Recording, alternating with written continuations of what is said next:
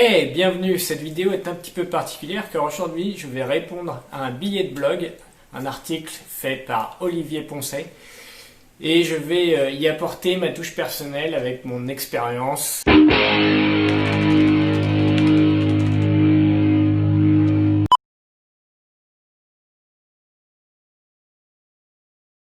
Si tu connais pas la chaîne, bienvenue, je m'appelle Vincent. Ici on parle de développement et tout ce qui tourne autour. Et aujourd'hui, on va parler de la vie d'un développeur. Donc cette vidéo fait référence à l'article écrit par Olivier Poncet, le lien est en bas dans la description.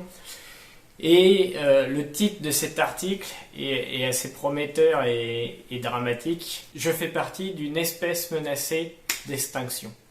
Et on va essayer de comprendre pourquoi et revenir sur chacun des points. L'article est assez long, si vous avez le temps de le lire, je vous conseille de le lire. Si vous n'avez pas le temps, je vais le parcourir très rapidement et je vais plutôt parler de mon expérience personnelle et comment face à une situation je réagis ou non. Donc je pense qu'Olivier, je le connais pas personnellement mais est un peu plus âgé que moi. Il a eu la chance d'être là dans les années 70 et 80 et de pouvoir directement toucher à de l'Amstrad et du BASIC. Moi j'ai plutôt commencé directement sur du DOS et du Windows 3.1 rapidement. Mais cela dit, je pense qu'on a une vision de l'informatique et du développement qui est assez proche. Moi aussi j'ai pu faire du C, du C++, de l'assembleur, principalement à l'école ou avant de travailler, puisqu'après j'ai surtout travaillé en .NET ou en JavaScript pour le web. Et vous l'avez vu dans certaines vidéos, j'aime bien aussi faire un petit peu d'électronique. Tous les deux, on a quand même pris le temps de se former sur le tas, ou en tout cas de creuser nos connaissances, et ça c'est quelque chose que je conseille à tous les développeurs. Si vous ne faites pas de l'auto-formation très régulièrement, vous allez être très rapidement dépassé, et c'est pas grave en soi, mais si vous voulez choisir votre métier, pouvoir changer d'une entreprise à une autre ou d'une mission à une autre, il faut pouvoir évoluer et vous avez besoin de vous investir là-dessus. Alors évidemment, il y a tous les langages, toutes les stacks techniques à apprendre, il y a toute la partie test, la partie agilité, la partie continuous integration, la partie déploiement, ce qu'on appelle soit DevOps, soit SRE. Tout ça, c'est des choses qu'il faut maîtriser, ou en tout cas partiellement connaître. J'aime bien le paragraphe qui parle de magiciels, les RAD, les IDE, les WYSIWYG. Clairement, il y a quelques années, j'étais en .NET, je faisais du WinForm comme tout le monde, et je suis tombé dans ce piège des RAD, des WYSIWYG, où on va développer très rapidement, mais finalement on va faire plutôt du dirty, des choses qui sont pas forcément très propres et qui vont pas être facile à maintenir. Il appelle ça les clicodromes, mais c'est vrai que quelque part on va faire des choses très rapidement, et c'est des outils qui sont très bons pour faire des POC. Franchement, aujourd'hui, si vous voulez faire un POC très rapidement, le WinForm, je suis désolé, mais ça reste la meilleure solution. Vous glissez 3 boutons, tac tac, web service, sans renommer rien, c'est dégueulasse, mais c'est fonctionnel. Le code, il faudra acheter après. Là où je suis pas d'accord, c'est qu'Olivier parle des abonnements.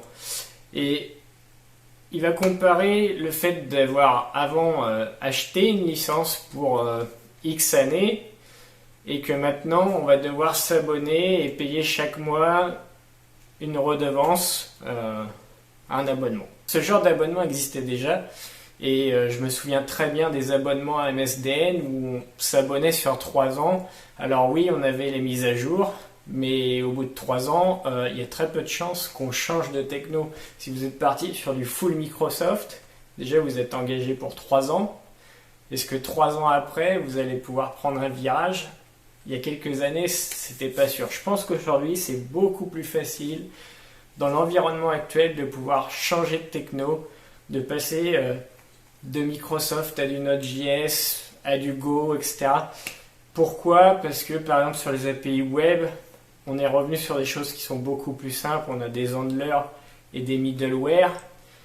Et peu importe le langage, on va retrouver cet aspect dans tous les langages avec différents frameworks. Donc ça sera très facile de recoder ou de porter l'application sur un autre stack. Concernant l'abonnement mensuel, moi je trouve plutôt ça sain, puisqu'il ne faut pas oublier que il faut payer des développeurs tous les mois. Et donc, pour les éditeurs, avoir de l'argent qui rentre tous les mois, ça permet de pouvoir payer ces développeurs. Je pense que la situation est meilleure qu'avant.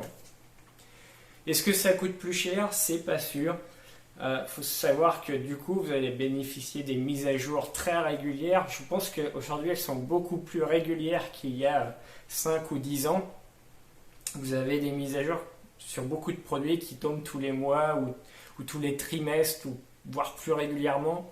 Donc, moi, je suis plutôt pour ces abonnements mensuels avec pas d'engagement ou peu d'engagement si possible. J'ai pas du tout envie de m'engager sur 3 ans, sur 5 ans. Je préfère payer au mois, m'engager sur une petite année et peut-être changer de techno après. On en vient très rapidement au cloud et c'est très marrant parce que moi je pense que le cloud c'est plutôt une bonne chose. C'est la suite logique finalement de la virtualisation et qui n'a jamais voulu faire de la virtualisation, qui n'a jamais, rien que pour le développement, finalement la virtualisation c'est quelque chose qui est très sain. Et Docker c'est, même si on peut lui reprocher plein de choses, c'est une brique qui va vous permettre de faire énormément de choses et gagner en souplesse. Cette anecdote qu'il a mis où les gens ne savent pas, ils ont un problème de production et ils décident de mettre 16 cœurs et 16 Go de RAM, c'est complètement hallucinant. Un client qui fait ça, véridique, je pense que je vais m'énerver fortement ou je vais en tout cas lui rigoler au nez. C'est juste hallucinant d'avoir des gens qui font ça. Ces gens-là ne sont pas développeurs, ils ne sont pas SRE, ils sont rien. Ils sont rien. Je suis désolé. Aujourd'hui, faire ça, ça équivaut à dire j'ai plus d'essence dans ma voiture, t'as qu'à acheter une Ferrari. Wouhou! Et donc, je suis d'accord avec lui, avoir des gens qui maîtrisent les concepts, qui maîtrisent les logiciels, les programmes, les configurations, les stacks techniques, c'est essentiel. Et donc, non, on n'est pas en train de mourir. Je ne suis pas d'accord. Il y a des gens qui ne comprennent pas ce que c'est l'informatique et ces gens-là ne feront jamais des millions et des millions d'argent.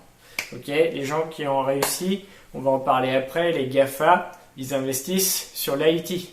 C'est des gens qui ont compris comment ça fonctionne. Qu'est-ce qu'il faut privilégier. À côté de ça, le cloud, ça a clairement des avantages. On ne peut pas le nier. Il y a de la scalabilité. Il faut juste comprendre comment ça marche et il faut le gérer correctement. Évidemment, vous avez toujours les slogans commerciaux qui vont vous dire ça coûte moins cher, c'est scalable, c'est facile. La vraie vie est pas loin de tout ça, mais il faut mettre les mains dans le cambouis, il faut comprendre. Passer une formation AWS, Azure, c'est pas si simple. Ça demande beaucoup de pratique, beaucoup de connaissances en infra. Donc rien n'est magique. Rien n'est magique. Autre paragraphe qui me fait bondir, qui m'énerve au plus haut point, c'est le code c'est has-been.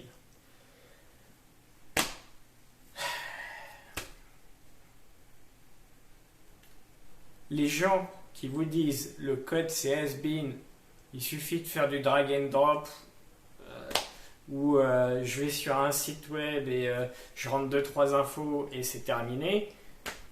Ils sont complètement à côté de la plaque.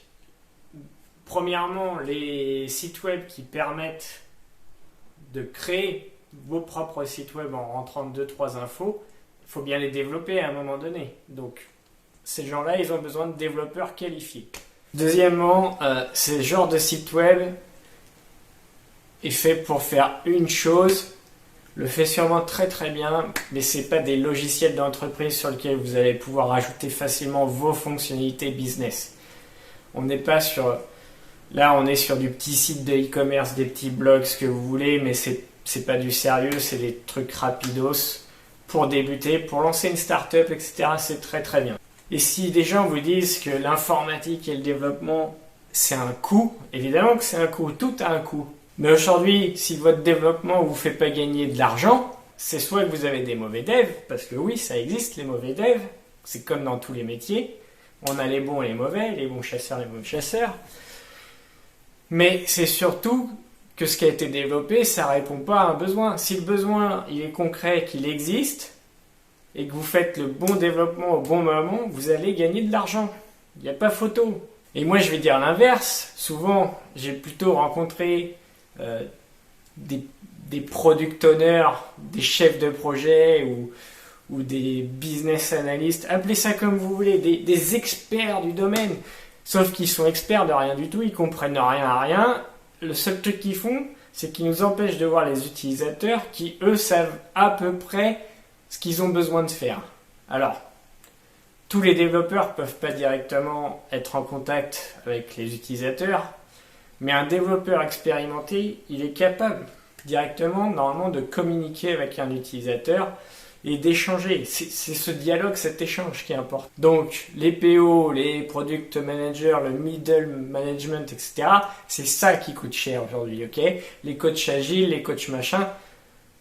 Moi aussi j'ai été coach. Est-ce que je crache dans la soupe? Un petit peu, c'est vrai. Aujourd'hui, clairement, passer 1 heure à savoir où est-ce que mon ticket je le mets alors que la tâche elle prend 5 minutes à être développée et mise en production, posez-vous les bonnes questions. Moi je pense que la question elle est vite répondue.